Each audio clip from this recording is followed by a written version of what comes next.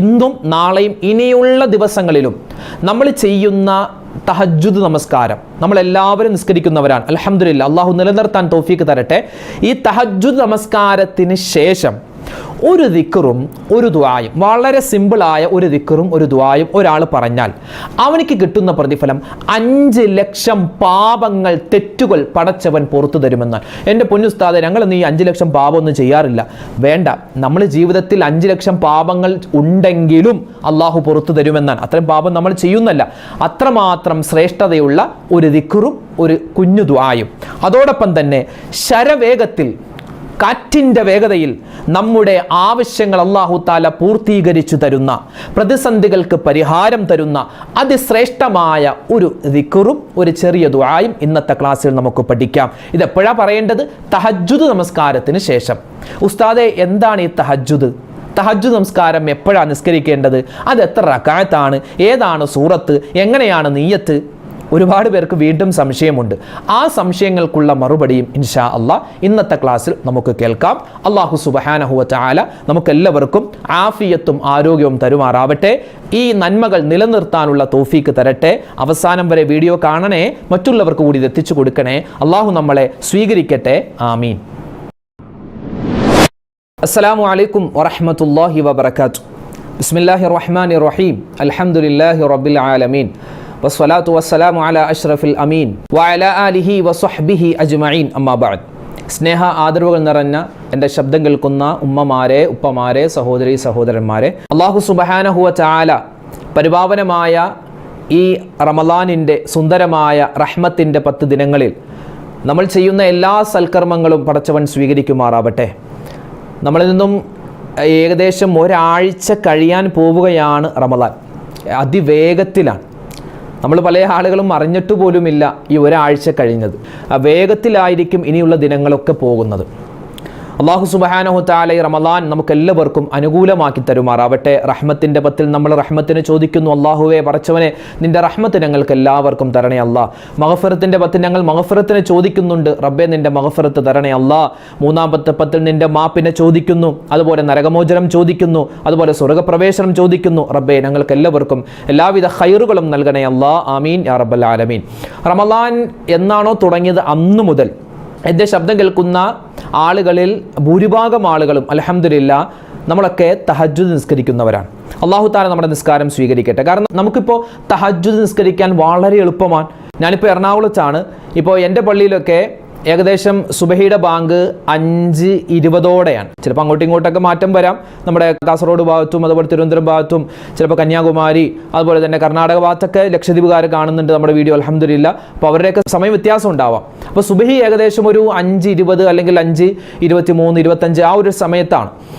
ആ സമയത്ത് അല്ലല്ലോ നമ്മൾ എഴുന്നേൽക്കുന്നത്. നമ്മളൊരു 4:30 കുറഞ്ഞത് എഴുന്നേൽക്കാറുണ്ട്.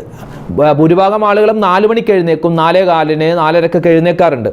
അപ്പോൾ ഈ ഒരു സമയത്ത് നമ്മൾ എഴുന്നേറ്റ് നമ്മൾ അത്താഴം കഴിച്ചതിന് ശേഷം നമുക്ക് വിശാലമായ സമയമുണ്ട് സുബഹി ബാങ്ക് വരെ. അപ്പോൾ ആ ഒരു ടൈമിൽ നമുക്ക് തഹജ്ജുദ് നിസ്കരിക്കാം. അതുപോലെ വിത്ർ നിസ്കരിച്ചവരുണ്ടാവാം, നിസ്കരിക്കാത്തവരുണ്ടാകാം. ആ സമയത്ത് നമുക്ക് വിത്ർ നിസ്കരിക്കാം, നമുക്ക് യാസീൻ ഓതാം. എത്രയോ സമയമാണ് ഉപ്പമാർക്കൊക്കെ അത്താഴം കഴിച്ചതിന് ശേഷം വീണ്ടും പള്ളിയിലേക്ക് നടന്നു പോകാനുള്ള ടൈമുണ്ട്. അതുപോലെ ഉമ്മമാർക്ക് ആ പാത്രമൊക്കെ ഒന്ന് കഴുകി വെച്ചിട്ട് നിങ്ങൾക്കും തഹജ്ജുദ് നിസ്കരിക്കാനുള്ള സമയമുണ്ട്. ഞാൻ പറഞ്ഞു വന്നത്, നമ്മൾ സാധാരണ റമളാനിക്ക് മുന്നേ, റമളാൻ അല്ലാത്ത മാസങ്ങളിലും ചിലപ്പോൾ തഹജ്ജുദ് നിസ്കരിക്കുന്നവരാവാം. അല്ലെങ്കിൽ ഇപ്പോൾ റമളാനിൽ അൽഹംദുലില്ലാ ഇപ്പോൾ നമുക്ക് ടൈം കിട്ടുന്നത് കൊണ്ട് തഹജ്ജുദ് നിസ്കാരം തുടങ്ങിയിട്ടുള്ള ആളുകളും ഉണ്ടാകും. എന്തായാലും അല്ലാഹു നിലനിർത്തി തരുമാറാവട്ടെ. ഈ തഹജ്ജുദ് എന്ന് പറഞ്ഞാൽ എന്താ? തഹജ്ജുദ് നിസ്കാരം എന്ന് പറഞ്ഞാൽ ഒരു മനുഷ്യൻ ഉറങ്ങി എഴുന്നേറ്റിട്ട് നിസ്കരിക്കുന്ന നിസ്കാരമാണ് തഹജ്ജുദ് നിസ്കാരം. നമ്മൾ ഏതായാലും തറാവീഹ് നമസ്കാരമൊക്കെ കഴിഞ്ഞ് അല്പം എന്തെങ്കിലുമൊക്കെ ഭക്ഷണം കഴിച്ചിട്ട് കിടന്നുറങ്ങുന്നവരാണ്. ഉറങ്ങിയിട്ട് നമ്മൾ ഇടയത്താഴത്തിന് എഴുന്നേക്കും. ഒരു 4 മണിക്കോ 4:30 നമ്മൾ എഴുന്നേക്കും. ആ ഒരു സമയത്ത് നമ്മൾ എന്ത് ചെയ്യുക? 2 റക്അത്ത് തഹജ്ജുദ് നിസ്കരിക്കുക.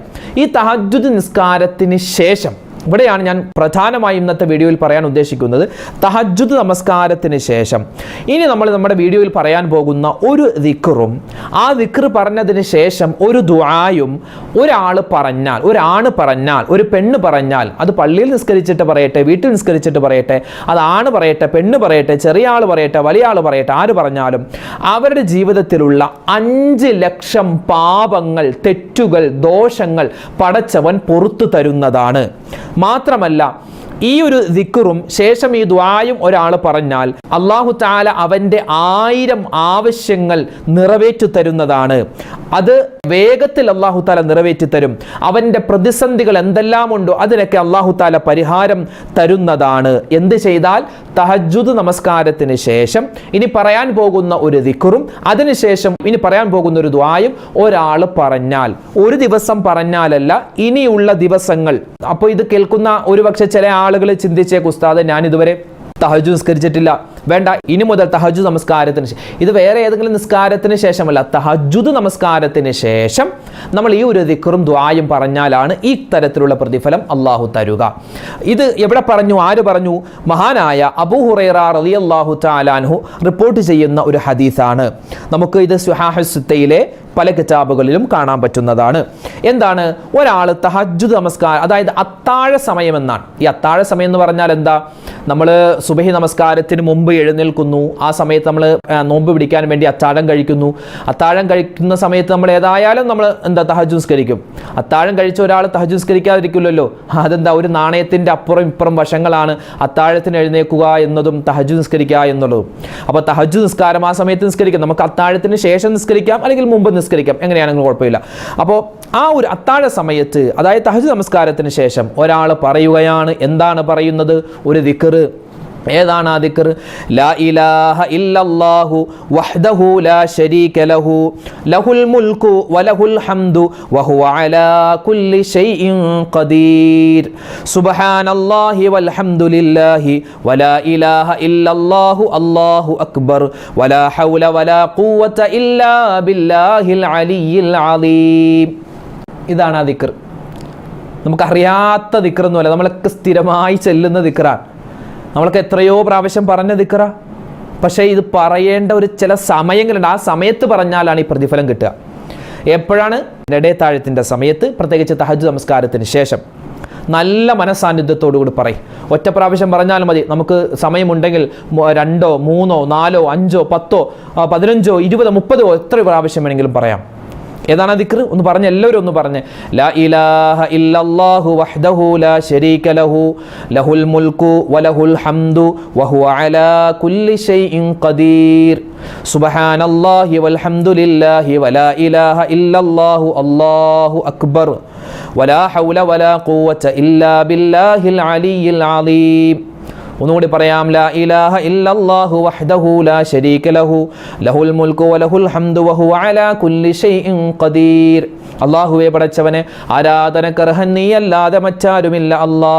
നീ ഏകനാകുന്നു, നിനക്കൊരു പങ്കുകാരുമില്ല അല്ലാ. നിനക്കാകുന്നു എല്ലാ തരത്തിലുള്ള രാജാധികാരവും, നിനക്കാകുന്നു സർവസ്തുതികളും. നീ എല്ലാ കാര്യത്തിനും കഴിവുള്ളവനാണ്.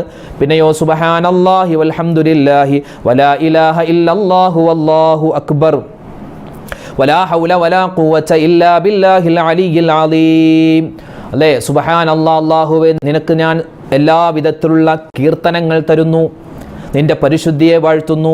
നിനക്ക് അല്ലാഹുവേ എല്ലാ തരത്തിലുള്ള ഹംദുകൾ, നിനക്കെല്ലാ തരത്തിലുള്ള നന്മയും രേഖപ്പെടുത്തുകയാണ്. നീയല്ലാതെ ആരാധനക്കർഹനില്ല അല്ലാ, നീയാകുന്നു വലിയവൻ. വലാ ഹൗല വലാ ഖുവത ഇല്ലാ ബില്ലാഹിൽ അലിയിൽ അലീം. പടച്ചോനേ, അല്ലാഹുവേ, നിനക്കാകുന്നു എല്ലാ കഴിവുമുള്ളത്, എനിക്കൊരു കഴിവും ഇല്ല അല്ലാ. നിനക്കാകുന്നു സർവ്വ കഴിവുകളുമുള്ളത്. ഇതാണ് ഏകദേശം ഇതിൻ്റെ അർത്ഥം. ഈ ഒരു ദിക്ർ നമ്മൾ പറയുക. ഒന്നുകൂടി പറയാം. ലാ ഇലാഹ ഇല്ലല്ലാഹു വഹ്ദഹു ലാ ശരീക ലഹു ലഹുൽ മുൽക്കു വലഹുൽ ഹംദു വഹുവ അലാ കുല്ലി ഷൈഇൻ ഖദീർ. അതുപോലെ സുബ്ഹാനല്ലാഹി വൽഹംദുലില്ലാഹി വലാ ഇലാഹ ഇല്ലല്ലാഹു അല്ലാഹു അക്ബർ വലാ ഹൗല വലാ ഖുവത ഇല്ലാ ബില്ലാഹിൽ അലിയിൽ അലീം എന്ന ഈ ദിക്ർ പറയുക. അതിനുശേഷം അവനൊരു ദുആ. എന്താണ് ദുആ? അല്ലാഹുമ്മ ഗ്ഫിർ ലീ ദുനൂബി വർഹംനി ഫിദ്ദുനിയാ വൽ ആഖിറ. നല്ല മനസ്സിൽ തട്ടി ഒരിറ്റി കണ്ണീര് വീഴ്ത്തിയിട്ട് പറയാൻ പറ്റുന്നുണ്ടോ എങ്കിൽ നമ്മൾ രക്ഷപ്പെട്ടു. എന്താണ് ദുആ? അല്ലാഹുമ്മ ഗ്ഫിർ ലീ, പടച്ചോനെ, ഞാൻ ചെയ്തു പോയ തെറ്റുകൾ, അബദ്ധങ്ങൾ, അപരാധങ്ങൾ, ചെറുതും വലുതും, രഹസ്യവും പരസ്യവും, അറിഞ്ഞും അറിയാതെയും ഒറ്റക്കും കൂട്ടായുമൊക്കെ ഒരുപാട് തെറ്റ് ചെയ്തു പോയി അല്ലാ. മറ്റുള്ളവരോട് മോശമായിട്ട് പെരുമാറി, മോശമായത് ഞാൻ എൻ്റെ നാവ് കൊണ്ട് പറഞ്ഞു, മോശമായത് ഞാൻ കണ്ടു, മോശമായത് ഞാൻ കേട്ടു, മോശമായത് ഞാൻ ചിന്തിച്ചു. അല്ലാഹുവേ, പടച്ചോനെ, അതൊക്കെ നീ എനിക്ക് പുറത്തു തരണേ അല്ലാ. അതുപോലെ തന്നെ ദുനൂബി, എൻ്റെ പാപങ്ങൾ നീ പുറത്തു തരണം. വർഹംനി, നീ എനിക്ക് കരുണ ചെയ്യണേ അല്ലാ ഫിദ്ദുനിയ വൽ ആഖിറ, പടച്ചോനെ എനിക്ക് ദുനിയാവിലും നീ കരുണ ചെയ്യണം, ആഖിറത്തിലും കരുണ ചെയ്യണം. ഇതാണ് ആ ദുആ. വളരെ സിമ്പിളായ ദുആയാണ്. ഏതാണ്? അല്ലാഹുമ്മ ഗ്ഫിർലി ദുനൂബി വർഹംനി ഫിദ്ദുനിയ വൽ ആഖിറ എന്ന ദുആ. അത് ശ്രേഷ്ഠമായതു. ഈ ദുആ മാത്രമല്ല, ഇതിന് ശേഷം നമുക്കറിയാവുന്ന ദുആകൾ നമുക്ക് മലയാളത്തിൽ ദുആ ചെയ്യാം. ഈ ദുആ പറഞ്ഞാൽ 5 ലക്ഷം പാപങ്ങളാണ് അല്ലാഹു തആല പുറത്ത്. എൻ്റെ പൊന്നുസ്താദ്, നമ്മളൊക്കെ 5 ലക്ഷം പാപം ചെയ്യൂ? ഇല്ല, നമ്മൾ 5 ലക്ഷം പാപമൊന്നും ചെയ്യൂല. പക്ഷേ അത്രയും പാപം ചെയ്തവനാണെങ്കിലും അല്ലാഹു ആ പാപം പുറത്തു തരുമെന്നാണ്. ലാ ഇലാഹ ഇല്ലല്ലാഹു വഹ്ദഹു ലാ ശരീക ലഹു ലഹുൽ മുൽക്കു വലഹുൽ ഹംദു വഹുവ അലാ കുല്ലി ഷൈഇൻ ഖദീർ. ഈ ഒരു ദിക്ർ പറഞ്ഞാൽ അവൻ്റെ പാപങ്ങൾ കടലിൻ്റെ നുരയോളം, പതയോളം ഉണ്ടെങ്കിലും അള്ളാഹു പുറത്തു തരുമെന്നാണ് ഹദീസിലുള്ളത്. കടലിൻ്റെ നുര എന്ന് പറഞ്ഞാൽ എത്ര? 10 15 20 33 അല്ലല്ലോ, ലക്ഷക്കണക്കിന് കോടിക്കണക്കിന് പതകളാണ്, നുരകളാണ് കടലിലുള്ളത്. അപ്പം അത്രമാത്രം തെറ്റ് ചെയ്തിട്ടുണ്ടെങ്കിലും പുറത്തു തരുമെന്ന് അള്ളാൻ്റെ ഹബീബിൻ്റെ ഹദീസല്ലേ ഉള്ളത്. പിന്നെ 5 ലക്ഷം പാപം അതിലെന്തെങ്കിലും ആണോ? അപ്പം 5 ലക്ഷം പാപങ്ങൾ അള്ളാഹു തആല പുറത്തു തരണോ? ഈ ഒരു ദിക്ർ പറഞ്ഞുകൊള്ളീൻ. അതുപോലെ തന്നെ സ്വർഗത്തിൽ ഉന്നതമായ പദവി തരും. ലാ ഹൗല വലാ ഖുവത ഇല്ലാ ബില്ലാ എന്ന് പറഞ്ഞാൽ സ്വർഗത്തിൻ്റെ കൻസുമിൻ കുനൂസിൽ ജന്ന, സ്വർഗത്തിൻ്റെ നിധിയാണെന്നാണ്. അപ്പോൾ സ്വർഗത്തിൻ്റെ നിധി സ്വർഗത്തിൽ നമുക്ക് കിട്ടണമെങ്കിൽ ഈ ഒരു ദിക്ർ നമ്മൾ പറയണേ. അള്ളാഹു നമ്മുടെ ആവശ്യങ്ങൾ പൂർത്തീകരിച്ചു തരും. ഒരു മനുഷ്യൻ സുബ്ഹാനല്ലാഹി വൽഹംദുലില്ലാഹി വലാ ഇലാഹ ഇല്ലല്ലാഹു അല്ലാഹു അക്ബർ എന്ന് പറഞ്ഞാൽ അവൻ ആ പറയുന്ന സെക്കൻഡിൽ തന്നെ അവനിക്ക് അള്ളാഹു സുബ്ഹാനഹു വ തആല അവൻ്റെ ആവശ്യങ്ങൾ പൂർത്തീകരിക്കാനുള്ള കാര്യങ്ങൾ മലക്കുകളെ ഏൽപ്പിക്കുമെന്നൊക്കെ നമുക്ക് പല മഹാന്മാരും പഠിപ്പിച്ചു തരുകയാണ്. പിന്നെയോ പ്രതിസന്ധികൾ അള്ളാഹു മാറ്റിത്തരും. നല്ല മരണം കിട്ടും. അതല്ലേ വേണ്ടത്? നമ്മൾ ഒരുപാട് നന്മ ഇങ്ങനെ ചെയ്ത് ഒരുപാട് ദിക്ർ ചൊല്ലി സ്വലാത്ത് ചൊല്ലി അവസാനം മരിക്കുമ്പോൾ എന്താണ്, ഒരു അവിശ്വാസിയായിട്ട് ചത്തുപോകുന്ന ഒരവസ്ഥയാണെങ്കിൽ ചെയ്തത് വല്ല ഗുണമുണ്ടോ? ഇല്ലല്ലോ. അപ്പോൾ അതുകൊണ്ട് ഏറ്റവും ആദ്യം നമുക്ക് വേണ്ടത് നല്ല മരണമാണ്. മരണത്തിന് ശേഷമാണ് പിന്നെ യഥാർത്ഥ ജീവിതം തുടങ്ങുന്നത്. അപ്പോൾ നല്ല മരണം കിട്ടാനും ഈ തഹജ്ജുദ് നിസ്കാരവും അതിനുശേഷമുള്ള ഈ ഒരു ദിക്റും അത് കഴിഞ്ഞുള്ള ഈ ദുആയും നമുക്ക് ഉപകാരപ്പെടുന്നതാണ്. അതുകൊണ്ട് എൻ്റെ ഉമ്മച്ചിമാരെ, എൻ്റെ വാപ്പിച്ചിമാരെ, നമ്മൾ പ്രത്യേകം ഇത് മനസ്സിൽ കരുതി നമ്മൾ പഠിച്ചു വെക്കണേ. നമ്മുടെ അർഷദ് ബദരി ഒഫീഷ്യൽ എന്ന് പറഞ്ഞൊരു നോട്ട് ബുക്ക് ഉണ്ടാവുമല്ലോ, ഉണ്ടോ? അതൊക്കെ അള്ളാഹു ആലം, വെറുതെ കേട്ടു പോവാൻ. ഉസ്താദ് പറയുന്നു ഇന്നത്തെ ക്ലാസ് ഒന്ന് പാടി കേൾക്കാം, അതിങ്ങനെ ഓണാക്കി വെച്ച് നിങ്ങൾ അവിടെ ഇവിടെയൊക്കെ പോകും, ഞാനിങ്ങനെ പറഞ്ഞുകൊണ്ടിരിക്കും യൂട്യൂബിലൂടെ. അങ്ങനെയാണോ? അങ്ങനെ ആവരുത്. ഈ പറയുന്ന കാര്യം ആദ്യം എൻ്റെ ജീവിതത്തിന് വേണം. ഒരു ദിവസമെങ്കിലും നമുക്ക് ചെയ്യാൻ പറ്റി, അത് വലിയ ഹൈറാണ്. തീരെ ചെയ്യാതിരിക്കുന്നതിനേക്കാൾ നല്ലത് ഒരു ദിവസമെങ്കിലും നമ്മൾ ഇതൊന്ന് പറഞ്ഞു നോക്കി. ഒരു ദിവസം പറഞ്ഞതിൻ്റെ കൂലിയങ്ങളും പടച്ചോൻ തരൂലേ. അള്ളാഹു നമ്മളെ അനുഗ്രഹിക്കട്ടെ. അള്ളാഹു താല നമ്മളെ എല്ലാവരെയും സ്വാലിഹീങ്ങളും സ്വാലിഹാത്തുകളിലും ഉൾപ്പെടുത്തി അനുഗ്രഹിക്കുമാറാവട്ടെ. ആമീൻ യാ റബ്ബൽ ആലമീൻ. നമ്മളൊക്കെ തഹജ്ജുദ് നിസ്കരിക്കുന്നവരാണ്. തഹജ്ജുദ് നിസ്കാരം പലപ്പോഴും നമ്മൾ റമദാൻ അല്ലാത്ത മാസങ്ങളിൽ നിസ്കരിക്കാറുണ്ട്. റമദാനിൽ ഇപ്പോൾ അൽഹംദുലില്ലാ ഒരുപാട് പേര് നമുക്ക് സമയം കിട്ടുന്നതുകൊണ്ട് നമ്മൾ നിസ്കരിക്കുന്നുണ്ട്. ഈ തഹജ്ജുദ് നിസ്കാരം എന്ന് പറഞ്ഞാൽ അത് വളരെ ശ്രേഷ്ഠമുള്ളതാണ് കേട്ടോ. തഹജ്ജുദ് എന്ന വാക്കിൻ്റെ അർത്ഥം തന്നെ ഒരു വിശ്രമ നിസ്കാരമാണ്. അതായത് ഒന്ന് ഉറങ്ങിയിട്ട് ശേഷം നമ്മൾ നിസ്കരിക്കുന്ന നിസ്കാരത്തിനാണ് തഹജ്ജുദ് നിസ്കാരം എന്ന് പറയുന്നത്. ഒരു മനുഷ്യൻ ഇത് പതിവാക്കിയാൽ എത്രമാത്രം നേട്ടമാണെന്നറിയോ? അതായത് അല്ലാഹു സുബ്ഹാനഹു വ തആല ഈ തഹജ്ജുദ് നിസ്കാരം, അതായത് രാത്രിയിലെ ഈ നിസ്കരിക്കുന്ന ആളുകളെ കാത്തിരിക്കുമെന്ന് നമുക്കൊരു ഹദീസിൽ കാണാം. അള്ളാഹ് കാത്തിരിക്കുന്നൊരു, ഉറക്കത്തിൽ നിന്ന് എഴുന്നേറ്റിട്ട് എനിക്ക് വേണ്ടി സുജൂദ് ചെയ്യുന്നത് ആരാണെന്ന് അള്ളാഹ് ഇങ്ങനെ നോക്കിയിരിക്കുന്ന ഒരു നിസ്കാരമാണ് തഹജ്ജുദ് നിസ്കാരം. അതായത് ഇതിൻ്റെ ടൈം പറയുന്നത് നമുക്ക് ഇശാ നമസ്കാരത്തിന് ശേഷം ഒന്ന് ഉറങ്ങിയിട്ട് എഴുന്നേറ്റ് നിസ്കരിക്കുന്ന നിസ്കാരമാണ്. അത് നമുക്ക് സുബഹിയുടെ സമയം വരെ ഈ നിസ്കാരത്തിൻ്റെ ടൈം ഉണ്ട്. ചുരുങ്ങിയത് 2 റക്അത്താണ്, കൂടിയത് എത്ര വേണമെങ്കിലും നമുക്ക് നിസ്കരിക്കാം. സാധാരണ നമ്മൾ 2 റക്അത്താണ് സാധാരണയായി നിസ്കരിക്കാറുള്ളത്. 2 ആക്കാം, 4 ആക്കാം. 2 റക്അത്ത് നിസ്കരിച്ച് സലാം വീട്ടിയിട്ട് വീണ്ടും 2 റക്അത്ത് നിസ്കരിക്കാം. അങ്ങനെ 4 റക്അത്ത് നിസ്കരിക്കാൻ പറ്റും. അപ്പോൾ ചുരുങ്ങിയത് 2 റക്അത്താണ്. അതായത് നമ്മൾ നിയ്യത്ത് വെക്കുമ്പോൾ നിയ്യത്തിലൊരു കാര്യം ശ്രദ്ധിച്ചാൽ മതി. എന്താ നിയ്യത്ത്? 2 റക്അത്ത് തഹജ്ജുദ് നമസ്കാരം അല്ലാഹു തആലാക്ക് വേണ്ടി ഖിബിലക്ക് മുന്നിട്ട് ഞാൻ നിസ്കരിക്കുന്നു, അല്ലാഹു അക്ബർ. ഇതാണ് നിയ്യത്ത്. ഒരാൾ രാത്രി എന്തെങ്കിലും ജോലി തിരക്ക് കാരണം അയാൾക്ക് ഇശാ നിസ്കരിക്കാൻ പറ്റിയില്ല. അയാൾ സുബഹി ബാങ്ക് വിളിക്കുന്നതിന് മുമ്പാണ് അയാൾ പഠിച്ചോലെ ഞാൻ ഇശാ നിസ്കരിച്ചില്ലല്ലോ എന്നോർത്ത് ഒരാൾ വേഗത്തിൽ എഴുന്നേറ്റ് അയാൾ ഒളു കൊടുത്ത് അവിടെ അയാൾ ഇശാ നിസ്കരിച്ചാലും അയാൾക്ക് തഹജ്ജുദിൻ്റെ കൂലി കിട്ടുന്നതാണ്. ഒന്ന് ഉറങ്ങിയിട്ട് നമ്മൾ എഴുന്നേറ്റിട്ട് നിസ്കരിക്കുന്ന നിസ്കാരത്തിനാണ് തഹജ്ജുദ്. അതിപ്പോൾ നമ്മൾ ഫർള് ഖളാ വീട്ടിയാലും പല ആളുകളും ചോദിക്കുന്നുണ്ട്, ഉസ്താദെ ഒരുപാട് ഫർള് ഖളാ ഉണ്ട്, പക്ഷെ എനിക്ക് ഭയങ്കര ആഗ്രഹമാണ് തഹജ്ജുദ് നിസ്കരിക്കാൻ, അപ്പോൾ എനിക്ക് തഹജ്ജുദ് നിസ്കരിക്കാൻ പറ്റുമോ എന്ന് പല ഉമ്മമാരും വളരെ ആഗ്രഹത്തോടു കൂടി ചോദിക്കുന്നുണ്ട്.